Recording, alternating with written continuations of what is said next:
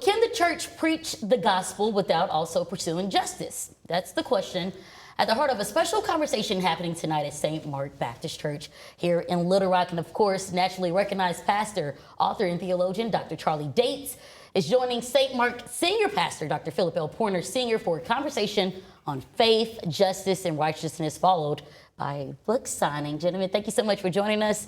Dr. Dates, I want to jump straight into it. Your new book titled, What Hath Justice to Do with Righteousness? What led you to ask that question, and what is at the heart of the message that you hope people take away? Very King James title, too. Thank you for having me. I should say, because from a biblical perspective, justice and righteousness have never been separated, but our culture has found a way to do so. So we've got a generation that knows how to protest, but not how to pray.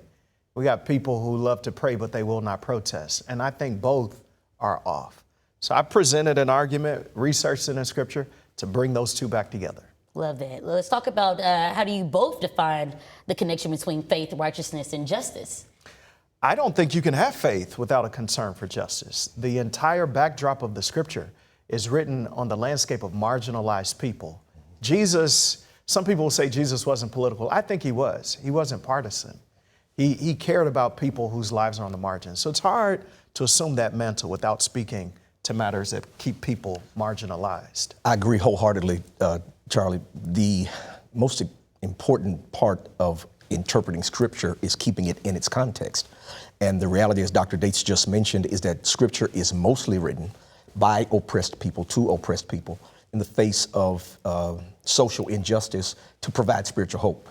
To that end, this work that Dr. Dates has produced delves deeply into that without sacrificing faithfulness and fidelity to the truth of Scripture. We don't have to be liberal to be liberational. Sorry. Pastor P, I want to talk about the importance of course, St. Mark Baptist Church bringing this particular event and conversation to Little Rock. Yeah, we lived in a polarized nation politically. We are in a state that deals with some significant social divides economically, educationally, that we are called to bridge to ensure that all Arkansans have the opportunity to flourish as God intends. And so it's important for works like this and this particular work at this time, because as we get ready to go to the polls in November and engage with the important work of selecting those to high offices to represent us locally and nationally, we have to be sure that we're putting persons in place who believe that justice and righteousness are indeed the same thing. Absolutely. I don't want to give too much of the conversation away for tonight, but the subtitle, of course, reclaiming the intersection of protest and prayer. Some people may argue, even at home watching right now, those two things are very different. Yeah. How do you believe they work together? Well, people like you and I don't have the right to vote. We do not have the right to buy housing wherever we'd like or go to school wherever we wish if protest and prayer were not joined together. Every point of liberation that we have received in America, from abolition to Reconstruction to the end of Jim Crow, came through people who protested because they prayed, and then they were forced to pray as they protested. So I'm not arguing anything new. I just think that the fate of our nation may rest on this understanding.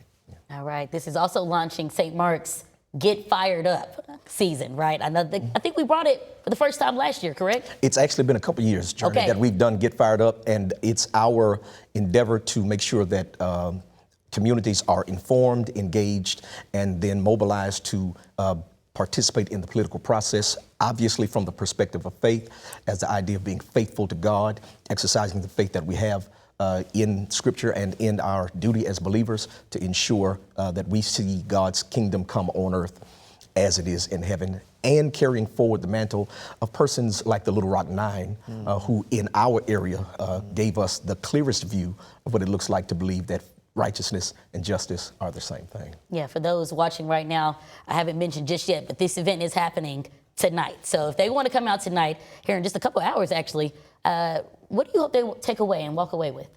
Well, I think hope. Who doesn't need hope today? As I said to Pastor Pointer earlier, hope is discovered in the very conditions that cause despair. And well, if you are feeling despair because of what's going around, you want to be in the room tonight. I think there's a word of hope for you.